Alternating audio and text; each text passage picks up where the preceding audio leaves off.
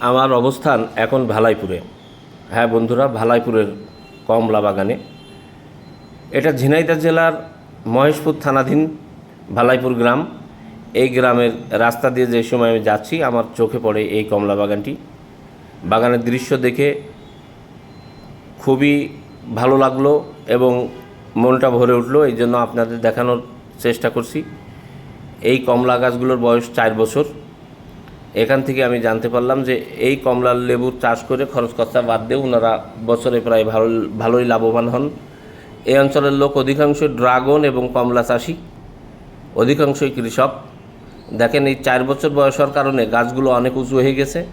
এই কারণে এ দেখেন পেয়ারার নিচেই পেয়ারার আবার একের ভিতরে 2 যেটা বলে, আবার পেয়ারার চারা রোপণ করেছেন, পেয়ারারও চাষ হচ্ছে। পেয়ারা গাছে কলমও বেঁধেছে, এই যে দেখতে পাচ্ছেন আপনারা। এখানে চাইনা কমলা লেবু গাছ আছে এবং কিছু কিছু মালটা গাছও আছে। সেগুলো আপনারা ভিডিওটি না টেনে পুরো দেখার চেষ্টা করুন, তাহলে আপনারা সবই দেখতে পাবেন। এবং এই বাগানটি মূলত যিনি রক্ষণাবেক্ষণকারী তার সাথেও আমরা কথা বলার চেষ্টা করব। হয়তোবা আপনারা ভিডিও না টানলে সেটাও দেখতে পাবেন। আপনাদেরকে আমি কিন্তু পুরো বাগানটি ঘুরে দেখাচ্ছি। যারা প্রকৃতিপ্রেমী তাদের কাছে এই ভালো লাগবে, কারণ আমি যেখানেই যাই ভালো কিছু দেখতে পেলে আপনাদের দেখানোর চেষ্টা করি।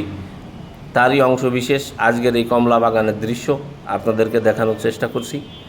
তা বন্ধুরা, আপনারা যারা খালি জায়গা পড়ে আছে আপনারাও কিন্তু ইচ্ছা করলে এরম কমলা চাষ করতে পারেন, ড্রাগন চাষ করতে পারেন।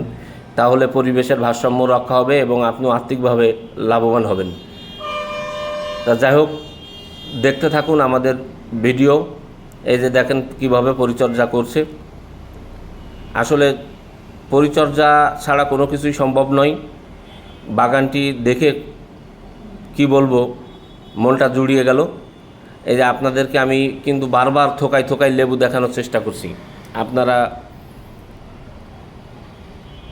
দেখে আপনাদের মনের অনুভূতি কি কমেন্টের মাধ্যমে জানাইতে পারেন এবং যদি ভালো লাগে অবশ্যই শেয়ার করবেন, সকলের মাঝে ছড়িয়ে দিবেন, সকলকে দেখার সুযোগ করে দিবেন।